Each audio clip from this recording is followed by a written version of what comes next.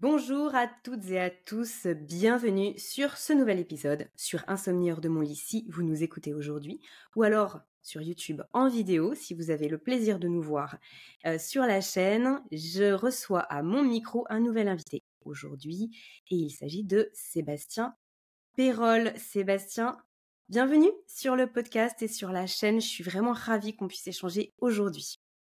Salut Aurélie, bah écoute, moi c'est toujours un plaisir de pouvoir échanger avec toi et puis de pouvoir partager tout ce qui me passionne en fait dans la vie et de pouvoir donner plein d'informations concrètes pour agir dans son quotidien. Donc hâte de pouvoir parler avec toi tout de suite. Eh bien, carrément, on a un super programme qui nous attend. Et tu as mis le t-shirt, bien sûr, qui annonce la couleur. Chez nous, on se recharge en électrons. Et oui, on va parler de connexion à la Terre, bien évidemment. Sébastien, tu es le créateur du site Inaltera. Tu proposes des articles de connexion à la Terre, mais tu fais bien plus que ça. D'ailleurs, tu es très actif sur Instagram. Tu publies aussi des vidéos. Tu es intervenu sur voilà, différents podcasts, différentes chaînes. Parce que, tout simplement parce que le sujet que tu développes et qui te passionne aujourd'hui, il est essentiel. Il est au cœur de la santé pour tout à chacun. Et on ne peut pas faire l'économie de savoir que notre corps, il doit être connecté à la Terre pour aller bien et qu'on n'est plus connecté aujourd'hui. Bien évidemment qu'on va reboucler avec notre sujet, notre thématique phare, le sommeil, puisque le sommeil, eh bien, c'est juste le reflet de notre santé. Quand le sommeil il est difficile, ça veut dire que notre terrain, notre santé est fragilisée. Et la connexion à la Terre, eh bien, ça peut être soit, comme on va le voir ensemble, soit ça peut être une des causes, mais surtout ça peut être une des solutions pour aller mieux. Ce que je te propose, Sébastien, pour démarrer cet épisode, c'est que tu puisses nous dire un petit peu comment t'en es arrivé, toi, à la connexion à la Terre, comment t'en es arrivé à créer Inaltera. Est-ce qu'un jour, tu as eu un eureka, tu t'es levé le matin, puis tu t'es dit, tiens, les pieds dans l'herbe, il faut que j'en fasse un truc. Non, écoute, c'est plutôt, tu sais, la vie, elle est faite d'opportunités et parfois il faut savoir les saisir. Les choses se présentent dans la vie et écoute, ça s'est fait comme ça naturellement. Moi, j'ai travaillé quand même 12 ans en maraîchage bio où j'avais déjà les mains dans la terre. J'étais après en biocop dans les fruits et légumes, donc coupé du lien à la terre. Mais j'avais toujours cette notion de prendre soin de soi naturellement. Et puis un jour, j'ai fait de la lombalgie. Je cherchais un remède naturel pour agir sur cette inflammation et j'ai trouvé un petit dispositif de mise à la terre que j'ai mis sur le bas de mon dos et ça m'a grandement aidé à réduire l'inflammation très rapidement. Et après, voilà, c'est quelque chose qui t'ouvre des portes. Donc tu regardes ce qui se passe. J'ai fait beaucoup de prosélytisme. En tout cas, j'en ai beaucoup parlé autour de moi. J'ai connecté à la terre à toute ma famille et beaucoup de très bons résultats. Et il s'est trouvé que j'ai eu la possibilité de me reconvertir, de faire une reconversion. J'étais en fin de carrière chez Biocop parce que le travail était très dur et je recherchais quelque chose. Et ça s'est fait comme ça. Donc, et puis voilà, moi je suis quelqu'un de très passionné, donc j'ai commencé avec vraiment la connexion à la Terre, puis on parlait des ondes électromagnétiques, et puis après, à chaque fois que j'avais des nouveaux produits que j'intégrais dans ma routine quotidienne, que j'en parlais sur les réseaux, les gens me disaient ah mais c'est quoi, c'est génial. Et puis finalement, au fur et à mesure, j'ai développé finalement ce qu'est Inaltera aujourd'hui, plutôt une vision globale de la santé. Il faut bien comprendre que tout ça c'est multifactoriel, on peut pas résoudre les choses avec des pilules magiques, mais c'est bien en prenant soin de soi sous tous les aspects différents de notre physiologie, de notre corps, de ce qu'on respire, de ce qu'on boit, de comment on bouge, de nos émotions. Et tout ça, c'est ces bonnes pratiques les unes mises à côté des autres, ça amène à avoir un résultat positif. Et donc, il faut appréhender tout ça. Ça prend un petit peu de temps. C'est souvent un gros bagage que je mets entre les mains des gens, mais petit à petit, l'idée, c'est surtout de passer à l'action. Je pense que tu es comme moi, on avait discuté un petit peu. Quand on découvre des nouvelles disciplines, on a beaucoup de connaissances, on apprend, mais on passe pas forcément à l'action. Et l'idée aujourd'hui, c'est de donner des informations concrètes pour pouvoir passer à l'action sans grand changement, sans gros achats. Vraiment, c'est de la connaissance. Et la connaissance, le plaisir qu'on a, c'est que quand on la partage, elle se multiplie. Oui, exactement, tu as tout à fait raison. Et c'est très juste de dire que de toute façon, on peut pas agir, on peut pas mettre en place des choses quand on ne sait pas, et d'une, très Mhm. clair, mais aussi quand on ne comprend pas vraiment les tenants et les aboutissants. Il suffit pas de se dire: «OK, il faut que je me connecte à la terre pour mieux dormir, il faut que je me connecte à la terre pour être en meilleure santé». Non, ça marche pas, mais pourquoi tu dois? Qu'est-ce qui se passe dans ton corps? Qu'est-ce que tu fais? Et c'est exactement ce qu'on va développer ensemble aujourd'hui. Donc pour les gens là qui démarrent cet épisode avec nous, soyez rassurés si vous n'avez jamais entendu parler de connexion à la la Terre, c'est possible, c'est normal, on ne vous blâme pas, bien au contraire, on va vous expliquer en long, en large et en travers, et surtout en détail, ce que c'est que cette connexion à la Terre, pourquoi elle est importante pour le corps, qu'est-ce qui se passe vraiment au niveau de la physiologie d'un être humain, mais j'ai envie de dire d'un être vivant tout simplement. Et Exactement. puis, on va, on va m'éviter un petit peu, on va chercher à comprendre aussi ce que c'est que ce qu'on appelle un champ électromagnétique. Et puis, est-ce que la connexion à la Terre, c'est juste avoir les pieds sur la Terre, du coup la Terre, notre habitat, mais est-ce que D'accord. c'est pas aussi avoir des bonnes, comment dire, des bons réflexes, des bonnes habitudes chez soi? Donc, Sébastien, vraiment, tu vas nous expliquer tout ça. Tu es une bible d'informations sur ce sujet-là. Et d'ailleurs, je sais que j'en reparlerai à la fin de l'épisode, mais vraiment, j'insiste que les gens puissent aller te retrouver sur ton compte Instagram parce que tu publies vraiment beaucoup de choses et à chaque fois, c'est très pédagogique, très didactique pour justement que dans le quotidien, et tu l'as très bien dit, c'est-à-dire on se lève le matin, il y a des petites choses qu'on peut faire évoluer, qu'on peut changer et qui vont faire le plus grand bien. Si on attend de faire des choses énormes dans sa vie, en fait, on ne fera jamais rien parce que la vie, parce que la journée défile trop vite. Et donc, ce sont des petites choses. Alors, pour démarrer, Sébastien, est-ce que tu peux tout simplement nous dire comment toi tu définis la connexion à la Terre? Le postulat de départ, il est très simple. On observe dans la nature que l'être humain, il a évolué depuis des milliers d'années en contact avec la terre comme les animaux et les plantes. C'est-à-dire pieds nus dans son habitat naturel. Et aujourd'hui, enfin depuis les années 60 à peu près, on a des semelles avec des chaussures, avec des semelles en caoutchouc, et ça nous isole bioélectriquement du champ électromagnétique terrestre. Plus nos habitations qui sont sur des étages où voilà où on est coupé de la connexion à la terre. Et ça, en fait, le corps, lui, il fonctionne pas normalement puisqu'il a toujours fonctionné normalement en contact avec la terre. Et l'idée, c'est de pouvoir ramener ce contact bioélectrique pour juste faire fonctionner son corps normalement. En grosso modo, une plante en pot ne grandira jamais aussi bien si elle avait les pieds en pleine terre tout simplement. Et là, ce phénomène de connexion à la Terre, eh bien, il est aussi bon pour nous. Qu'est-ce qui se passe concrètement quand on se connecte au champ électromagnétique terrestre? Eh bien, il y a un échange d'électrons qui va se faire et qui va agir notamment sur le stress oxydatif et les radicaux libres. Le stress oxydatif, il est généré par l'oxygène qu'on respire, ça va oxyder, et donc ça va créer un déséquilibre dans les charges positives et négatives au niveau des cellules. Et donc les sportifs qui font des gros efforts génèrent beaucoup de stress oxydatif, et dans la nature, le fait d'être pieds nus ou en contact avec le champ électromagnétique terrestre, eh bien, on rééquilibre ce stress oxydatif qui est à la base du vieillissement des cellules. Et donc, ça permet d'agir au niveau cellulaire. Mais ça va avoir tout un tas d'autres bienfaits au niveau de l'inflammation qu'on va avoir dans le corps. Ça va avoir des effets sur toutes les côtés douleurs chroniques qu'on pourrait avoir. Mais notamment, on remarque sur le sommeil que ça va permettre de très rapidement d'agir sur le cycle circadien. Et il y a des marqueurs très forts. Je pense souvent à Dylan, qui était un spécialiste aussi du sommeil et qui, avec sa Oura Ring, a mesuré dès ses premières nuits connectées à la Terre une baisse de la fréquence cardiaque qui était très notable et puis un allongement des phases de sommeil profond, ce qui sont des marqueurs assez forts dans la récupération. Et on sait aussi, enfin, il y a beaucoup d'études voilà, qui montrent que la connexion à la Terre, elle agit sur plein de niveaux différents. Ça agit aussi sur le cortisol, donc on est moins stressé.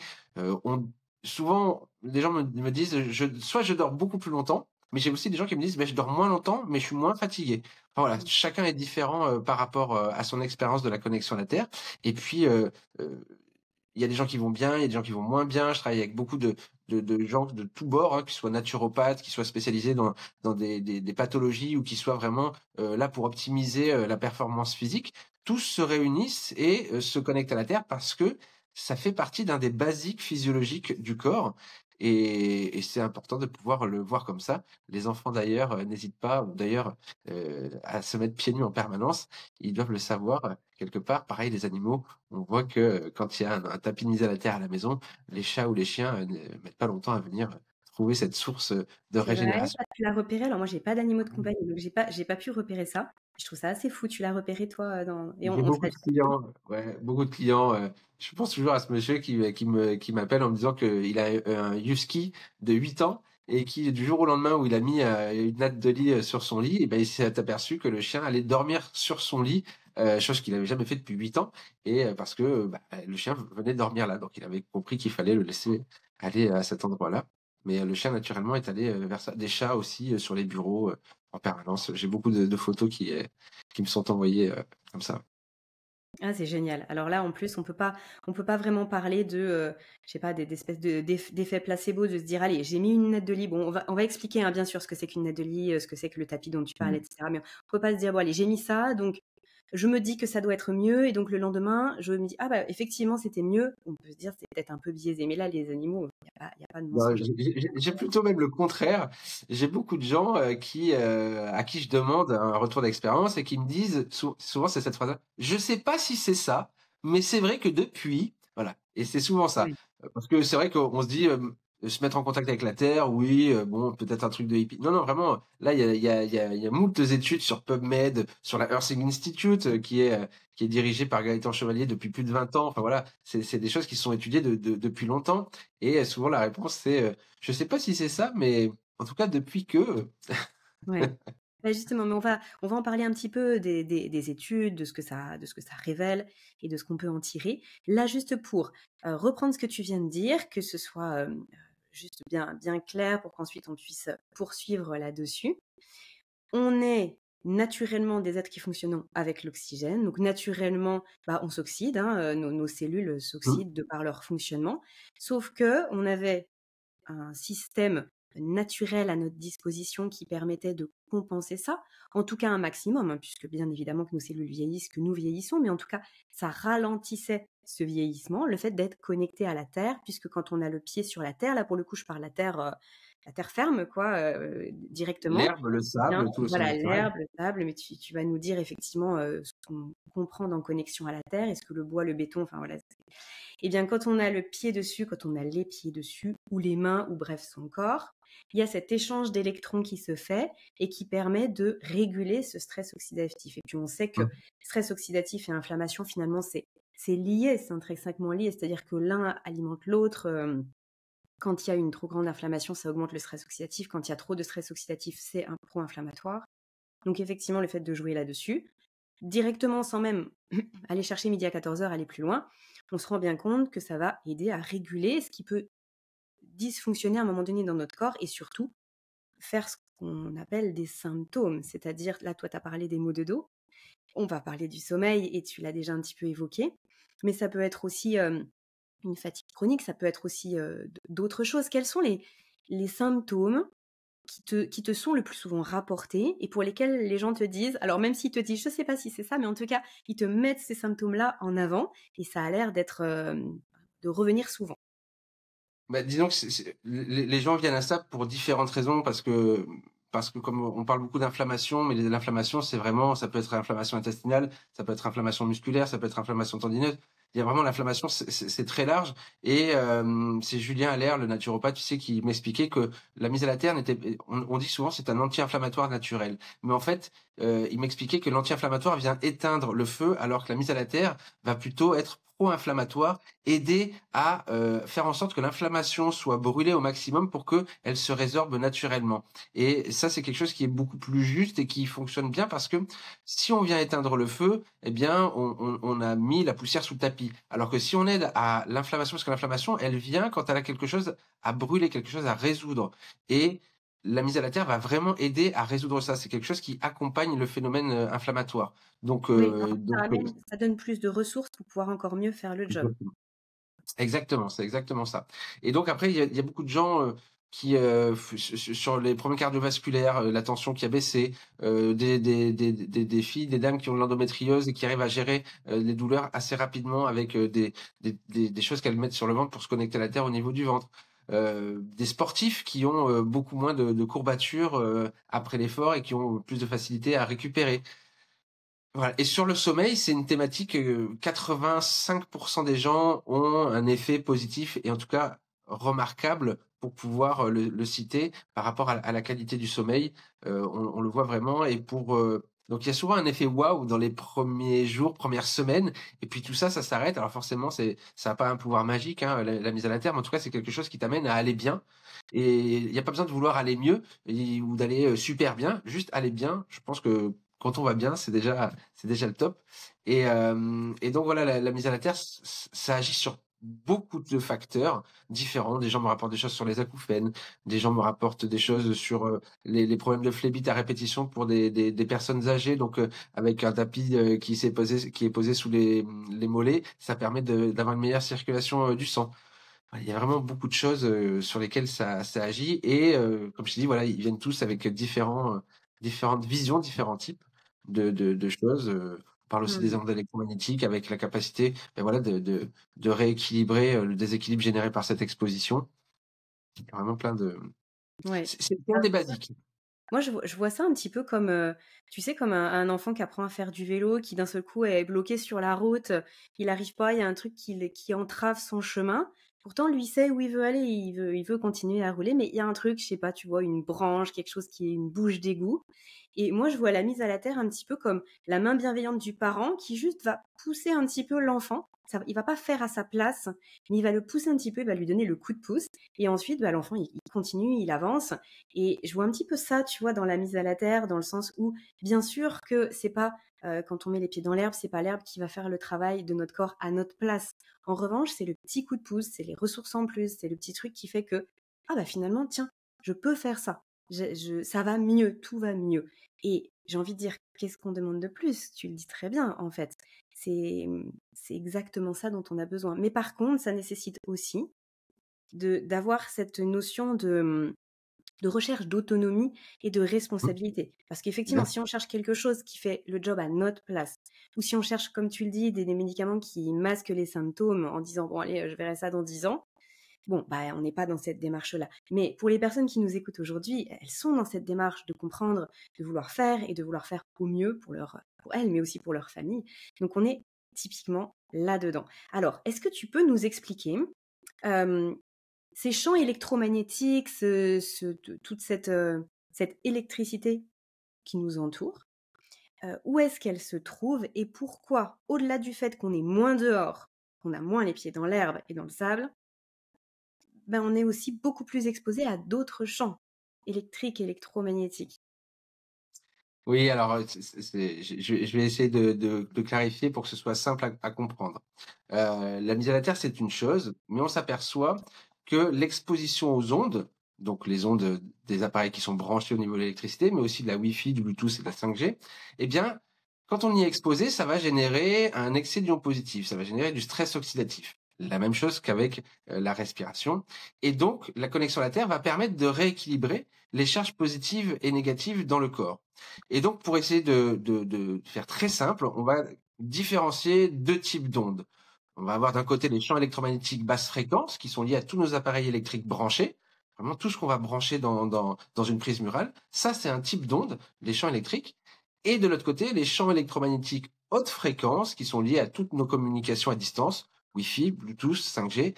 Et de ces deux-là, on va agir différemment pour pouvoir, y être le moins exposé parce que, la sémantique du mot protection, pour moi, est très importante. La protection contre les ondes, il y en a que 2. La première, c'est la non-exposition. C'est vraiment celle qui va être, la meilleure protection, c'est de ne pas s'exposer à ces champs électromagnétiques et la deuxième, c'est la cage de Faraday. Mais donc on va pas se mettre dans une cage de Faraday en permanence, ça n'a pas de sens. Donc pour comprendre au niveau Juste pour les personnes qui n'auraient pas qui n'auraient jamais entendu parler de la cage de Faraday, est-ce que tu peux nous en dire 2 mots? Là où justement les ondes ne peuvent pas rentrer eh et bien qui nous protègent à 100%. ouais, c'est une boîte en métal. La tablette de chocolat dans le papier d'alu, elle est pas exposée du tout au champ électromagnétique, par exemple. D'accord? La cage de Faraday, c'est tu serais dans même avec du grillage, tout un grillage autour de toi. Eh bien, ça empêche les champs électromagnétiques de rentrer à l'intérieur parce que le métal va empêcher ces ondes de pénétrer à l'intérieur. Donc c'est ça la cage de Faraday. Et donc je vais parler. Et c'est là où vraiment j'aborde avec grande importance tous ceux sur quoi on a la main, tous ceux sur quoi on peut facilement agir tous les jours. La première chose à comprendre, c'est que dès qu'on branche un appareil dans le mur, on ouvre un robinet. Ok. L'appareil qu'on va brancher dans le mur, eh bien, il va générer un champ électrique. Ce champ électrique, il va induire de la tension dans notre corps quand on va être à proximité. proximité, à moins d'un mètre, 1,50 m, ça va générer de la tension induite et donc notamment la lampe de chevet dans la chambre. Ça peut être, souvent les lumières, hein, les lumières qu'on peut avoir au salon, à côté, sur une petite commode. Ça va être tous les appareils branchés. Alors le téléphone en charge, les appareils, les ordinateurs qui sont en charge, les multiprises et les rallonges. Voilà, toutes ces choses qui sont branchées, tous les câbles qu'on voit passer génèrent un champ électrique qui génère un champ magnétique et qu'on appelle champ électromagnétique. Et donc, à mesure où on s'en éloigne, on est moins touché. On va faire, si tu veux, rapidement les quatre pièces où on est en statique à la maison, d'accord? Comme ça, on va pouvoir bien comprendre. La première et la plus importante pour moi, ça reste la chambre. La chambre est un sanctuaire dans laquelle on passe un tiers de notre journée. Et pour moi, au mieux, il faudrait qu'il n'y ait rien de branché. Vraiment, c'est le mieux. Voilà, on évite toute exposition. Après, donc la lampe de chevet qu'on peut débrancher, qu'il faudrait débrancher souvent. Le lit électrique, ça aussi, il faudrait veiller à ce qu'il soit débranché. On va avoir la rallonge ou la multiprise qui va passer sous le lit. Ça aussi, c'est important de pouvoir l'enlever. Et puis, s'il y a des gens qui ont la télé, de pouvoir débrancher. Voilà. Vraiment débrancher les choses. Ne pas dormir avec son téléphone en charge à côté de soi. Ça, c'est vraiment un des basiques parce que, en plus, on abîme sa batterie parce que il faudrait qu'elle soit en charge entre 20% et 80%. Au-delà, on use sa batterie, donc on use de façon prématurée sa batterie. Mais voilà, dans la chambre, on peut se passer de tout ça. On peut changer sa lampe de chevet par une lampe de chevet tactile, tu sais, rechargeable sur batterie. Les multiprises, on va essayer de les enlever. Vraiment, la chambre, c'est ça. Le bureau, pareil, c'est la lampe de bureau. En plein été, on a une lampe de bureau, on s'en sert pas, on la débranche. L'imprimante, on va la débrancher. Et puis souvent, la vraie source de pollution, on pense que c'est l'écran de l'ordinateur. Alors oui, ça peut être l'ordinateur. Si c'est un Mac, maintenant on sait que les Macs, ils sont pas reliés à la Terre, et donc ils génèrent une grosse tension induite. Mais souvent, c'est plutôt au niveau des pieds, là où on a tout ce qui est branché, les multiprises, tout ça. Et si on éloigne, et si on fait un petit peu de ménage et qu'on arrive à éloigner, même de 20 centimètres, 30 centimètres de ses pieds les câbles, eh bien, la tension induite dans le corps va être moins importante. Alors tout ça, c'est mesurable hein, avec des appareils, avec un multimètre. Vraiment, c'est des choses qui sont très mesurables. J'ai fait plein de vidéos pour le montrer. Alors attends, Donc, justement, par rapport à ça, vas-y. pour nous donner un ordre d'idée, est-ce que tu peux nous dire jusqu'où ça va? Parce que là, quand tu dis si on s'éloigne un petit peu les pieds, ça veut dire quoi? Ça veut dire que à quoi? À 5-10 centimètres, on est impacté, à 30, on ne l'est pas? Ou c'est de quel ordre d'idée? Alors, si tu es à 5 centimètres, alors si tu touches le câble, si tu mets ton pied sur le câble, là, tu as la tension qui monte de façon très forte. D'accord? Si tu es à 5 centimètres, ça descend. 10, 15, 20, ça va toujours être moins impactant. À partir de 80 centimètres à 1 mètre, là, il y a quasiment plus de tension induite dans le corps. Mais ces appareils branchés ionisent la pièce, c'est-à-dire que ça dégage des ions positifs qui vont nous impacter indirectement d'une autre façon. D'accord?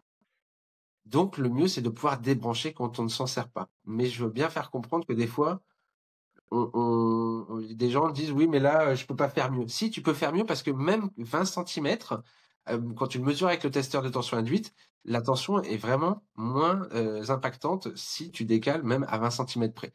Le mieux, c'est de débrancher. Au mieux, c'est de le plus éloigné possible, c'est le mieux.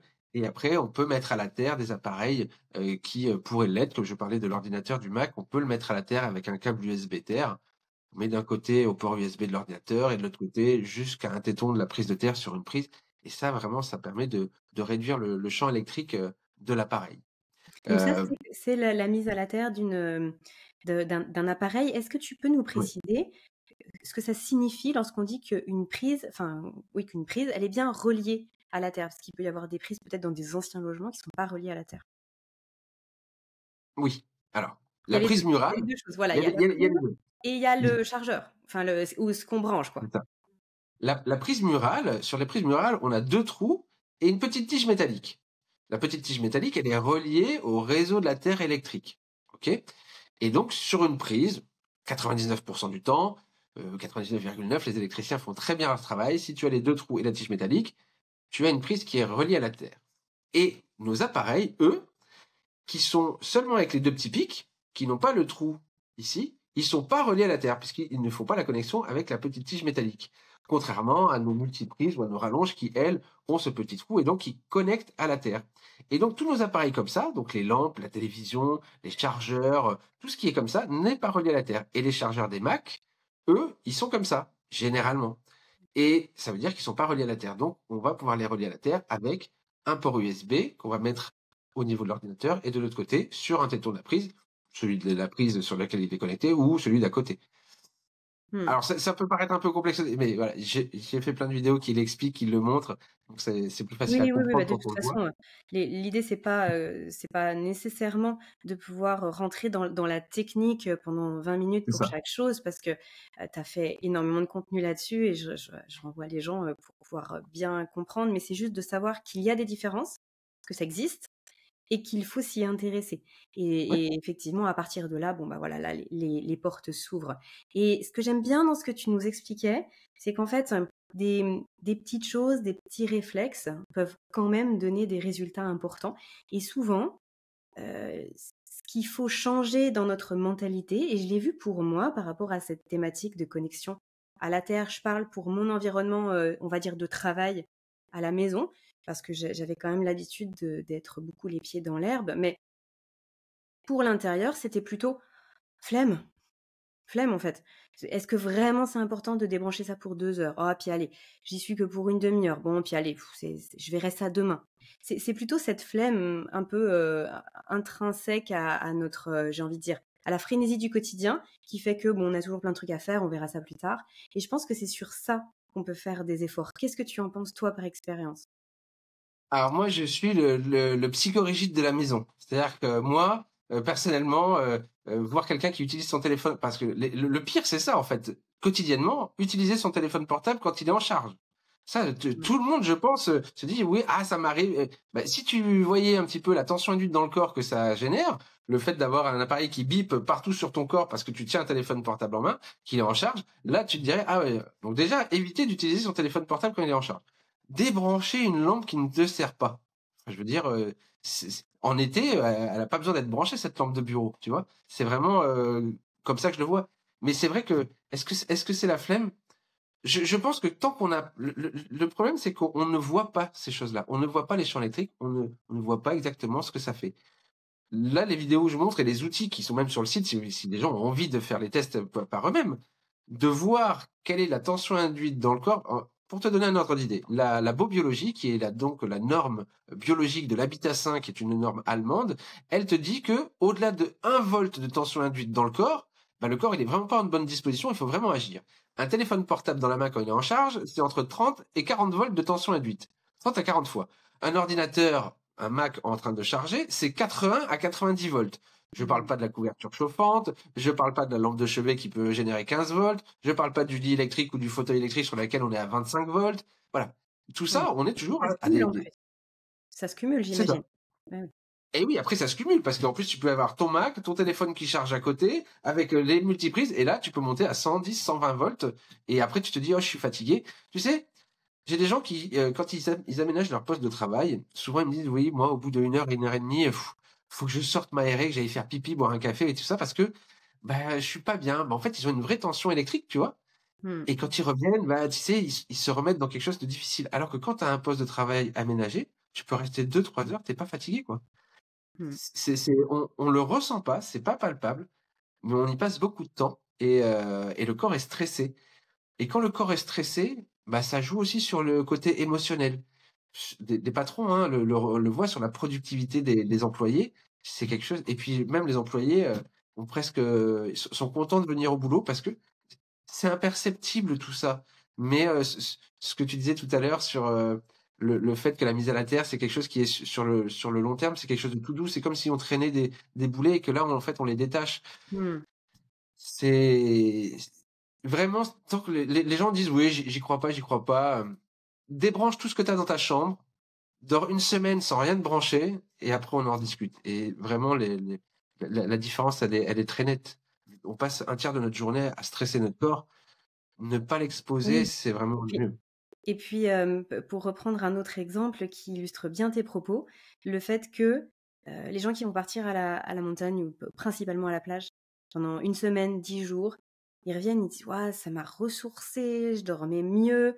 Bon, bah, c'est les vacances. Bah, oui, effectivement, le fait d'être dans un cadre un peu différent, que ce soit les vacances, bien sûr que ça aide au niveau émotionnel, à tout niveau, on a moins de charge mentale. Mais le fait d'être toute la journée les pieds dans le sable et d'aller dans l'eau, d'aller dans la mer, je pense qu'on sous-estime l'impact que ça peut avoir et que ça contribue autant que si on n'avait pas été en vacances, mais qu'on avait été dans ce cadre-là et qu'on travaillait peut-être tous les après-midi et qu'on était tous les matins à la plage. À mon avis, le bienfait sur le corps, il serait énorme aussi, mais on n'a pas tant l'occasion de l'expérimenter, à part les gens qui habitent juste à côté voilà, de l'océan ou de la mer ou d'un lac. Mais sinon, c'est pas si évident.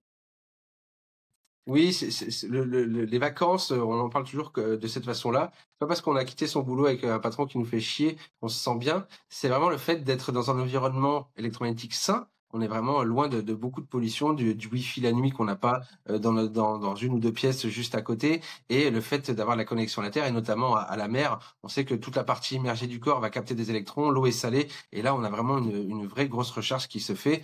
On va passer beaucoup de temps et dès souvent le premier jour, hein, on se sent bien parce que on a déchargé tout un tas de choses, on s'est rééquilibré. Il y a vraiment beaucoup de phénomènes physiologiques qui rentrent en ligne de compte là-dedans. Et mais encore une fois, on est tous différents. J'ai vraiment que des gens qui me rapportent des choses variées. Mmh. On est toujours dans les mêmes aspects, mais voilà, c'est assez varié quand même. Il y a 2 choses là qui me viennent. La première, c'est reprendre ce que tu as dit, à savoir que c'est pas parce qu'on ne le voit pas que ça n'existe pas. Ça, c'est vraiment Mhm. quelque chose qui me tient énormément à cœur et que je partage beaucoup autour du sommeil. C'est pas parce qu'on ne voit pas, tous les produits chimiques, tous les trucs qu'on ingère, qu'on mange ou qu'on boit, que ça n'impacte pas notre corps, notre système nerveux, notre système hormonal, que ça n'impacte pas notre sommeil. C'est juste un autre exemple pour montrer que c'est pas Ouais. parce que c'est soit minuscule, soit sous une forme ondulatoire, parce que c'est de ça dont on parle, qu'on ne voit pas avec nos sens, que ça n'existe pas. Nos sens, ils sont imparfaits pour capter la réalité du monde qui nous entoure, le réel. Et ça, il faut absolument le prendre en compte. On ne peut pas passer à côté. On ne peut pas se dire, c'est pas parce que je le sens pas, je le vois pas, je l'entends pas que, ok, bon, bah c'est bon. Non, non. On a des sens qui ne nous permettent pas de tout capter. Il faut juste voilà, acter ça et faire en fonction. Et puis la deuxième chose aussi, c'est que c'est pas parce que ça ne nous affectait pas quand on avait 20 ans, qu'on pétait la forme, que tout allait bien, qu'on se posait aucune question, que ça ne nous affecte pas aujourd'hui. Parce que finalement, ça dépend de la situation de départ dans laquelle on est. Et puis, ça dépend quelle, quelle quantité de stresseurs on va avoir dans notre quotidien. Parce que finalement, ça peut être soit un seul stresseur, bah, par exemple, je suis pas connectée à la Terre, ok, c'est le seul stresseur, sinon vraiment tout va bien. Ou alors il peut y avoir beaucoup d'éléments et cette non-connexion à la Terre, ou alors ces champs électromagnétiques trop importants chez nous et non régulés, non limités, eh bien, vont être la goutte d'eau qui fait déborder le vase. Parce que peut-être que notre alimentation aujourd'hui c'est difficile, peut-être qu'on est une femme enceinte et qu'on a besoin de ressources monstrueuses et qu'il faut vraiment prendre soin de soi, peut-être qu'on est en pleine ménopause et que c'est un bouleversement monstrueux, peut-être que on est en fatigue chronique, peut-être qu'on a vécu un deuil, peut-être que là notre corps il vit déjà des épreuves et qu'il vaut mieux pas lui en rajouter encore une couche, mais plutôt venir l'aider. Est-ce que toi, par rapport à ce que à ton expérience, est-ce que même dans ta vie de tous les jours, ou de tes proches, ou des personnes qui t'ont fait des témoignages, tu as pu voir des personnes justement qui étaient dans cette dynamique-là, de j'avais l'impression que tout allait bien, puis finalement je me suis pas rendu compte, j'ai fait le test et là je me suis rendu compte que mon cadre de référence avait changé et que en fait oui j'en avais besoin aujourd'hui dans ma vie à tel moment précis. Alors, ta première suggestion, tu disais, on s'en rend pas toujours compte. Je tiens à dire que souvent, on a fait l'expérience, le disjoncteur saute et on s'aperçoit que l'ambiance à la maison, elle est complètement différente. Donc, je sais que tout le monde a déjà vécu ça. Quand il n'y a pas d'électricité dans la maison, c'est beaucoup plus calme. Il y a un truc qui se passe. Donc, si vous avez jamais fait l'expérience, coupez les plombs, allez dans votre salon, vous allez voir que Très finalement, on intéressant. voit qu'il se passe quelque chose. Voilà. La deuxième chose, est-ce qu'il y a des gens qui pensaient ne pas avoir besoin ou qui pensaient aller bien et qui, en s'étant connectés à la Terre ou en ayant réduit leur exposition aux ondes, ont vu des nets changements? Oui, ça c'est évident et à chaque fois pour différentes façons. Je pense à ma maman qui est prof de pilates et qui accompagne des gens d'un certain âge et qui parle beaucoup des bienfaits qu'elle a eu elle par rapport à la ménopause, par rapport à ses courbatures parce qu'elle a toujours été prof de sport, par rapport à tout un tas de choses qu'elle a eues aussi au niveau articulaire. Je pense à ces dames qui sont souvent, médicamentés pour des douleurs et qui après, quelques semaines de mise à la terre s'aperçoivent que: «Bah, tiens, ça fait un moment que j'ai pas pris mon médicament parce que j'avais mal». Je pense à des sportifs qui eux: «Bah, tiens, c'est bizarre, j'ai beaucoup moins de courbatures et puis c'est vrai que je suis retourné faire ça». Des gens qui, depuis qu'ils dorment connectés à la terre, j'ai des gens qui ont arrêté de fumer, parce que finalement, bah, ils se sentaient moins stressés et du coup ça leur a permis, d'agir, tu vois? S Dormir connecté à la terre, c'est tellement simple à mettre en place dans sa routine quotidienne que ça permet d'agir après soi-même. C'est vrai que c'est un petit coup de pouce, qui est pas négligeable et qui, perdure sur le temps. Mais des voilà, j'ai des gens, de la fibromyalgie, j'ai eu un fort témoignage sur la fibromyalgie. Une dame qui avait des fortes douleurs depuis des années, qui pensait qu'à 50 ans, sa vie était, complètement ruinée et pourtant, en l'espace de 2-3 nuits, en ayant tout débranché, en ayant mis, de la connexion à la terre la nuit, m'a appelé en disant: «Mais en fait, c'est pas fini, quoi. Je vais pouvoir continuer». Donc j'ai des témoignages très forts. Moi, si tu me demandes à moi, heu, moi je dors bien, je récupère bien par rapport à mes séances de sport, mais j'ai pas de truc de fou parce que, je prends soin de moi sur plein d'aspects, parce que j'étais connecté à la terre depuis des années et des années. Donc j'ai pas personnellement de ressenti, fou, comme, des gens peuvent me donner et puis c'est normal qu'il y ait des gens qui, viennent vers moi et me disent: «Bah, moi, j'ai pas senti, des choses, super extraordinaires». Bah, j'ai dit: «Bah, c'est parce que tu vas bien, donc tant mieux Mmh. si, tu pas des choses extraordinaires qui se sont passées. Parce que, sinon ça veut dire que tu avais une grosse problématique et que ça t'a apporté de la quiétude, un soulagement et on est tous différents face à ça. On peut pas, résoudre son sommeil seulement en arrêtant de manger à 22 heures et remplacer à 19 heures. Il faut savoir qu'est-ce qu'on mange, il faut savoir si on a fait de l'activité physique, il faut savoir si on a vu des écrans. Voilà, tout ça c'est multifactoriel. Il faut tout prendre dans sa globalité, multiplier les bonnes pratiques, mais ne pas commencer une bonne pratique, pas être, satisfait du résultat, l'abandonner, en prendre une autre, faire un jeûne: «Ouais, je suis pas satisfait du jeûne», en prendre une autre. Voilà, ça c'est de la consommation de bonnes pratiques. Il faut mettre en place une routine quotidienne qui nous correspond, qui ne nous culpabilise pas, dans laquelle on fait de son mieux. Tu parlais tout à l'heure d'autonomie et de responsabilité. Chacun a son rythme, c'est très important de voir ça. Moi, j'ai pas réussi à faire ce que je fais aujourd'hui en 1 an, 2 ans ou 5 ans ou 10 ans. Ça m'a pris, tout le temps, depuis ma vie d'adulte pour arriver à comprendre toutes ces choses-là et c'est pour ça aussi que, bah, les sujets qu'on traite, on en parle aussi facilement parce qu'on les a vécus et ça nous appartient intrinsèquement donc Mmh. Ouais, complètement. Moi, je te rejoins à 100 sur tout ce que tu as partagé et du coup, en petit témoignage complémentaire, j'ai eu ma maman il y a quoi? Il y a peut-être 2 ans en arrière, 1 an et demi en arrière. On était ensemble, on passait la journée, ensemble en famille et là, d'un seul coup, elle se plie en 2, parce elle s'était accroupie, elle essaye de se relever. Elle se plie en 2 parce qu'elle avait d'un seul coup une douleur terrible au dos. Elle pouvait plus bouger. Elle arrivait même plus à s'asseoir. Enfin vraiment, tu vois vraiment le ce que beaucoup de personnes ont pu connaître mmh, et j'en parle parce que toi oui. aussi tu as commencé par ça avec les difficultés de dos et je lui dis: «Écoute», bah, enfin, du coup elle rentre ses gènes et je lui dis: «Bah, écoute tiens, repars avec, ma natte de lit et tu testes. Voilà, de toute façon tu as juste rien à perdre, tu la branches». Je lui montre comment on fait et le lendemain je l'appelle, je lui dis: «Est-ce que ça va mieux?» Elle me dit: «Bah, écoute, la première partie, ça a été, difficile, j'avais mal les premières heures, quand je me suis couchée, je trouvais pas ma position et alors d'un seul coup, super bien, je me suis sentie beaucoup mieux et le lendemain, elle marchait». Donc, est-ce que ça aurait été la même chose si elle avait pas eu la Nathalie? Je sais pas, mais peut-être que ça lui aurait pris 2 jours de plus. Alors que là, ça m'a paru tellement rapide parce que honnêtement, pour avoir eu des maux de dos quand j'étais plus jeune, elle a eu des gros maux de dos aussi pour dire, elle s'était fait opérer du dos, donc c'est vraiment pas quelque chose qu'on découvre dans la famille, les maux de dos. Ça n'a jamais été aussi rapide. Et donc, moi, j'avais trouvé ça incroyable. Je me suis dit: «Bah oui, là, on est venu vraiment soutenir le processus physiologique de ton corps, donc ça t'a aidé». Voilà, c'est juste pour remettre une petite pièce dans le truc, mais parce que ça me paraît tellement essentiel de, de venir ajouter cet outil-là. On est tellement on est tellement soumis à énormément de choses non physiologiques dans notre quotidien et on va pas s'extraire de notre vie. Il faut vivre dans le monde dans lequel on est. C'est notre société, c'est notre vie, c'est notre monde. Mais là où on peut soulager notre corps ou le renforcer, bah faut y aller plein feu quoi. Hein. Surtout que ça commence par juste mettre les pieds dans l'herbe. Là, on enregistre Sébastien cet épisode en été et moi je vois énormément de personnes autour de moi qui ne sont jamais les pieds dans l'herbe. Ils ont des jardins, ils ne sont jamais les pieds dans l'herbe et quand les enfants, comme tu disais très bien, veulent sortir sans chaussures: «Ah non, non, non, mets tes chaussures, tu vas te faire mal aux pieds».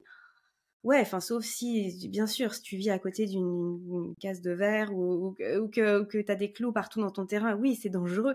Mais sinon, faut être les pieds dans l'herbe l'été. Qu'est-ce qu'on attend? J'ai envie de dire. Oui, alors tu sais, on dit souvent marcher pieds nus et finalement, il y a pas besoin de marcher, il y a juste besoin de poser les pieds. Et puis on a Oui, toujours, ouais. cette idée, reçue qui vient de dire, «Et les tiques?» Alors j'en parle parce que souvent, on pose beaucoup de questions. Rarement on voit des tiques quand même dans les jardins avec du gazon, voilà. En Mmh. forêt, voilà, je veux bien que, les tiques vivent par là. Malgré tout, faut être vigilant parce que, les tiques, sont porteurs de la maladie de Lyme et il faut pas le négliger. Mais voilà, l'éthique, moi qui marche pieds nus partout, je vois beaucoup de gens, être pieds nus. On n'attrape pas forcément d'éthique, dans son jardin. Et donc l'idée, c'est pas forcément de se mettre pieds nus dans la mer. Il faut savoir qu'aussi que en posant sa main contre un arbre, ça fonctionne aussi. Mais Parce que oui, les oiseaux se c'est connectent à la clair. terre en se posant sur les branches. Donc, il y a pas forcément besoin, d'avoir, les pieds nus. On peut vraiment, agir comme ça, tout simplement. Mais c'est vrai que pourtant c'est un vrai plaisir parce que tu sais, le pied, c'est un des endroits les plus sensibles de notre corps où il se passe beaucoup de choses et quand on met les pieds sur l'herbe, tout ce qui va se passer au niveau des pieds, ça va aussi agir sur, notre détente. C'est pareil, hein, quand on a les pieds dans le sable, eh bien, Oui, ça agit sur notre détente parce que, il se passe des choses au niveau de nos capteurs. D'ailleurs, ceux qui font des massages au niveau des pieds savent très bien comment agir sur les organes de notre corps.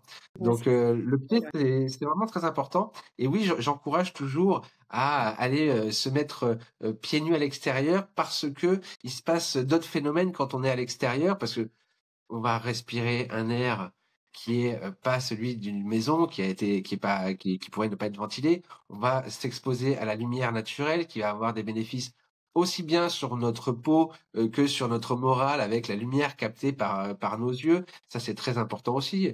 Il se passe vraiment plein de phénomènes et le fait de prendre du temps pour soi, pour aller se mettre les pieds nus dans l'herbe, eh bien, ça permet aussi, d'avoir un côté émotionnel. Je prends du temps pour moi, je bois mon café, je lis un bouquin pendant 20 minutes, j'ai les pieds là et ça marche aussi avec des chaussettes. Si vraiment vous n'avez pas envie d'avoir les pieds en contact, vous pouvez mettre des chaussettes, les chaussettes en coton, ça va, vous protéger si vraiment vous avez peur, mais ça laissera passer, le champ électromagnétique terrestre. Il y a pas de souci avec ça. Eh ben, justement, tiens, on va aller un tout petit peu plus loin par rapport à ce que tu dis. Qu'est-ce qui est isolant, qui sert à rien de marcher dessus, j'entends, et qu'est-ce qui ne l'est pas? Je te prends l'exemple de mon jardin. J'ai une Mmh. terrasse, en bois, qui, tu vois, qui est un tout petit peu remontée par rapport au sol. J'ai de l'herbe. J'ai, toute une dalle en béton où les anciens, les personnes qui étaient là précédemment avaient, tu vois, posé une grosse piscine, dessus. Donc là, c'est bétonné. J'ai toute une partie, où ce sont des gros cailloux, donc c'est des gros cailloux, du gravier, et je crois que j'ai fait le tour. Donc dans tout ça, qu'est-ce qui est intéressant? Qu'est-ce qui ne l'est pas? Et en termes de chaussures, parce que tu as cité le caoutchouc tout à l'heure, qu'est-ce qui donc les chaussettes, c'est OK, les chaussures, non? Enfin voilà, est-ce que tu peux nous faire un petit topo sur tout ça? Alors, chez toi, donc la terrasse en bois, malheureusement, elle est pas conductrice. Pourtant, c'est plutôt agréable de marcher pieds nus dessus. Oui. Voilà, mais c'est pas c'est le bois tu pas cette conductivité, il faudrait qu'il soit, à la limite peut-être tu auras une certaine conductivité en hiver quand il pleut. Voilà, mais c'est pas Ah là où oui, tu vas te mettre pieds nus sur ta terrasse. non, mais c'est Donc intéressant de voilà. savoir quand il pleut parce qu'en été aussi, on peut avoir des bons orages. Voilà, mais en général, on se met pas pieds nus sur la terrasse quand c'est parce que le bois mouillé, On voilà. est d'accord. Donc la terrasse, voilà, tu peux pas trop faire de earthing dessus. Par contre, sur toute partie gazon, oui, ça, pas de problème. Sur la dalle en béton, oui, on peut mesurer une certaine conductivité parce que le béton, lui, il laisse passer le champ électromagnétique terrestre, mais encore faut-il qu'il y ait assez d'humidité. Voilà, donc on sera toujours dans un plus ou moins. Il y a une certaine conductivité, mais pas autant que si tu mettais ton pied nu sur l'herbe. Malgré tout, ça se mesure. Et puis tout ce qui va être gravier, caillou, ça, tu vas avoir de la conductivité aussi. Mais si le sol est plus humide, ça sera toujours plus conducteur et donc on aura, cette connexion qui sera faite. Mais tout ça, c'est du sol naturel. Un arbre mort par terre, c'est du sol naturel. Vraiment les seules choses qui coupent, c'est le bitume et le bois. Mais le bois parce que le bois en plus il est surélevé certainement sur des plots, voilà, mais les terrasses en bois. Mais sinon c'est le bitume. Le macadam là, il y a pas de conduction avec la terre et donc bah, dès qu'on va mettre des chaussures, toutes les chaussures qui existent aujourd'hui, sauf celles qui sont sur le site d'Inalter, bien évidemment, puisqu'elles sont avec une semelle conductrice. Mais voilà, vraiment toutes les chaussures qu'on porte aujourd'hui. Alors si, on peut mettre des chaussures en cuir, avec une semelle très très fine en cuir. Ça fonctionne pour laisser passer les électrons. Et puis voilà, maintenant il existe des chaussures de mise à la terre qui ont une semelle complète extérieure conductrice. Et à l'intérieur, une semelle aussi avec à l'intérieur du matériel conducteur, des fils d'argent tissés. Quand on met le pied dessus, et dedans, on est connecté à la terre. Quand on marche sur un sol qui est conducteur. Dans la maison, par exemple, on peut mesurer une certaine conductivité avec la terre sur un rez-de-chaussée avec un sol en carrelage. Voilà, ça on peut Mmh. avoir. Dès qu'on va mettre un sol vinyle ou PVC, on va être isolé. À l'étage, c'est assez rare, mais on peut trouver des endroits où il y a une certaine conductivité, mais c'est très rare. Alors qu'on a souvent du parquet, et là, c'est pas du tout conducteur. Mmh. Voire pire, si je peux revenir sur les ondes. Donc, dans notre rez-de-chaussée, sur le carrelage, si on marche pieds nus, on a une certaine conductivité avec la terre. Mais généralement, on met des chaussons parce que c'est froid.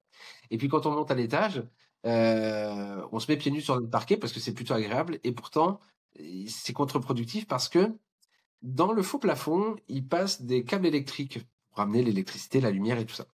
Et le bois, lui, va conduire les champs électromagnétiques, ce qui fait que pieds nus sur son parquet, on va avoir une tension induite plus élevée.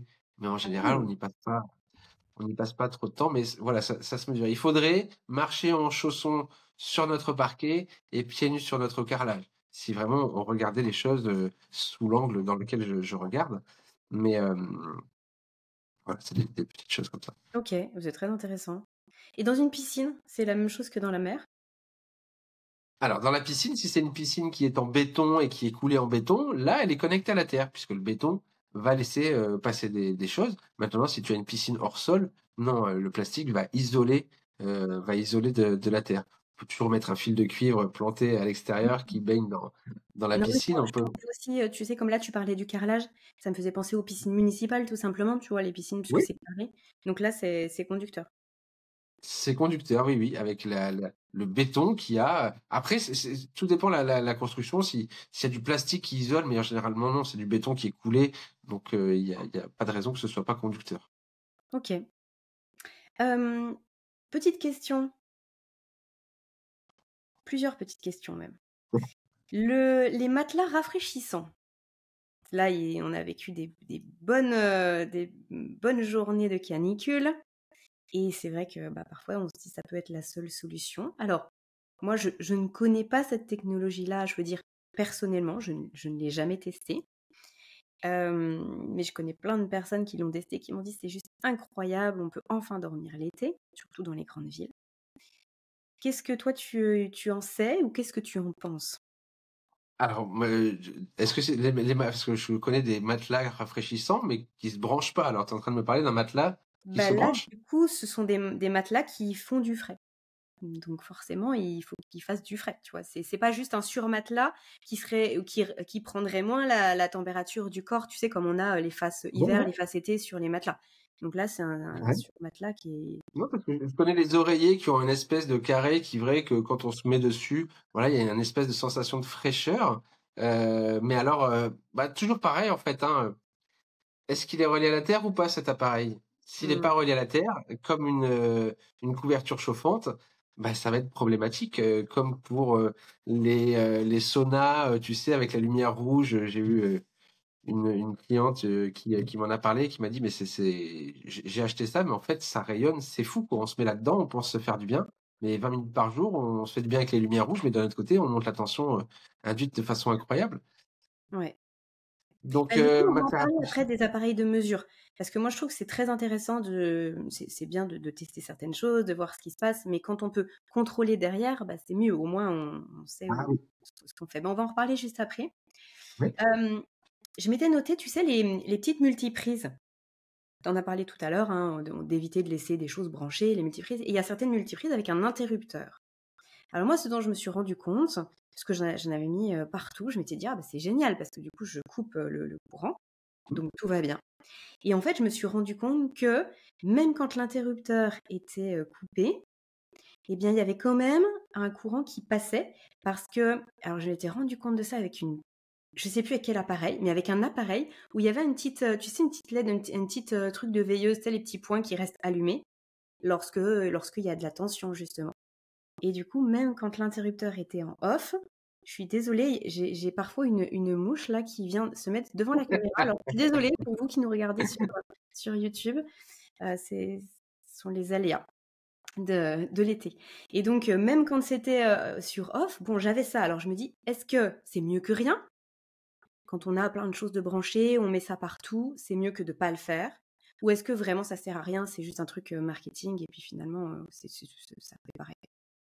Non. Alors, je suis obligé de rentrer dans un peu de technique pour bien comprendre, d'accord? Nous, on aime la technique, il y a beaucoup aussi. D'accord. Donc en fait, c'est très bien d'utiliser des multiprises avec un bouton, parce que quand tu coupes le bouton, tu vas enlever la tension de tout ce qui est branché sur ta multiprise. Il restera toujours quelque chose entre le bouton et la prise murale. Le câble, lui, n'est pas blindé, donc il va générer un champ électromagnétique basse fréquence, ce qui est tout à fait normal. Donc si tu coupes et que tu as ta lampe de bureau, ton imprimante, je ne sais quoi de branché, tu coupes, il n'y a plus rien qui est sous tension. Donc c'est très bien. Pourquoi tu as pu remarquer qu'il se passait quelque chose même en ayant coupé? Donc dans les 2 trous que tu as dans le mur, tu as la phase et le neutre. D'accord? La phase, c'est là où il y a l'électricité qui arrive, le neutre, c'est où il y a le retour. D'accord? Et donc, le bouton que tu vas couper, il va couper un des 2 circuits, la phase ou le neutre. Et d'ailleurs, on peut en reparler, c'est ce qui se passe avec les lampes de chevet. Ici, donc en général, la norme, c'est ça. Le neutre est à gauche, la phase est à droite. Mais si l'électricien a inversé à la prise murale le fil bleu et le fil rouge, et que donc le fil rouge se trouve en face du fil bleu et le fil bleu en face du fil rouge, ce qui fait que quand le bouton va couper, eh bien, s'il coupe pas le fil de phase, eh bien, il y aura toujours quelque chose qui va circuler. Alors que si il coupe le neutre, eh bien, s'il coupe la phase, il se passe rien. S'il coupe le neutre, ça continue à passer. C'est ce qui se passe, si tu veux, avec la lampe de chevet. Si tu as un bouton qui va couper le fil de phase, eh bien, entre l'ampoule et le bouton, il se passera toujours quelque chose. Donc, on aura un champ électrique détecté. Par contre, si tu inverses et que tu mets le fil rouge en face du fil rouge et le fil bleu en face du fil bleu, et que ton bouton coupe la phase, tu n'auras plus rien entre le bouton et l'ampoule. Bon, c'est Mmh. Donc un peu parfois, complexe, ça mais prend le coup. Donc là, en l'occurrence, pour moi, pour cet interrupteur, il aurait fallu que j'inverse non, ma c'est multiprise. ce qu'il y a dans la prise, c'est ce qu'il y a là dans la prise murale. Il aurait Ouais, fallu vérifier que le fil bleu était bien c'est connecté ça. à gauche, et Mais qu'il j'aurais soit pas pu bien inverser en. dans tous les cas puisqu'il y avait les Non, 3 bah non, puisque tu avais la prise de terre oui. que tu peux pas interchanger. Donc là, oui, ça vient de la prise en elle-même, on peut pas y faire grand-chose. Ça peut être ça. Après, il est possible, tu sais, on a, je le vois sur certains appareils, même s'ils sont pas branchés, la petite diode peut rester allumée pendant un court laps de temps, mais ça, c'est une possibilité aussi. Donc, à voir exactement Non, ce là que c'est. ça restait. J'avais fait Ça le test, restait. du coup, parce que j'avais été très curieuse de cette histoire-là. Donc j'avais fait le test et ça restait.